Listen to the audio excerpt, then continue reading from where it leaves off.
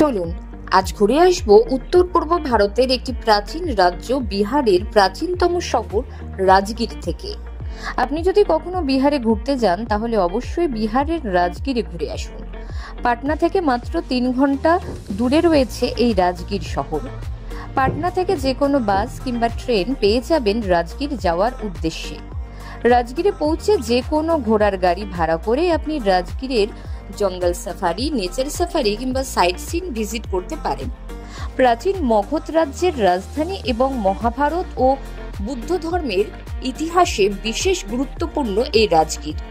রাজগীরে প্রাকৃতিক সৌন্দর্য, ধর্মীয় স্থাপত্য এবং ঐতিহাসিক নিদর্শনের জন্য পর্যটকরা ভ্রমণ করতে আসেন এই শহরে। নমস্কার, আপনারা দেখছেন বর্তমানের কথা। আপনাদের সঙ্গে রয়েছি আমি প্রিয়া। আর আজকে আমরা চলে এসেছি বিহারের রাজগীরে। আর এই রাজগীরের এখানেই কিন্তু রয়েছে সেই, এটার নাম কি জানেন?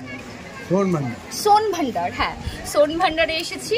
আর কথিত আছে এখানে নাকি সোনা, রূপা, বিভিন্ন ধরনের খাজানা লুকিয়ে রয়েছে। তো যদিও আমরা সেই খাজানার দর্শন করতে পারলাম না, তো তবে এটার এই যে সোন ভান্ডার, এটার পিছনে কিন্তু অনেক ঐতিহাসিক কাহিনী রয়েছে। তো সেটা এখানকার যারা, তাদের মুখে আমরা শুনবো। রাজগীরের প্রধান আকর্ষণগুলির মধ্যে অন্যতম হলো বৌদ্ধ স্মৃতিসৌধ। এটি একটি বিশাল সাদা স্তূপ যা পাহাড়ের চূড়ায় অবস্থিত। এটি বিশ্ব শান্তির প্রতীক। এছাড়াও এখানে রয়েছে গ্রীষ্মকুণ্ড বা হট স্প্রিং। এখানে প্রাকৃতিক উষ্ণ প্রস্রবণ রয়েছে যা আয়ুর্বেদিক চিকিৎসার জন্য বিখ্যাত।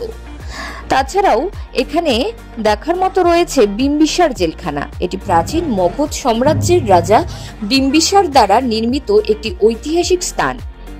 তাছাড়াও চলে যেতে পারবেন ঘোড়া কাটোরা লেকে। এটি শান্ত এবং সুন্দর একটা লেক যেখানে নৌকা বিহার ও প্রাকৃতিক সৌন্দর্য উপভোগ করা যায়। তাছাড়াও সাইট সিনের মধ্যে রয়েছে সপ্তপর্ণী গুহা। এই গুহাটি প্রাচীন বুদ্ধ ইতিহাসের সঙ্গে জড়িত এবং প্রাচীন বৌদ্ধ কাউন্সিল এখানে অনুষ্ঠিত হয়েছে।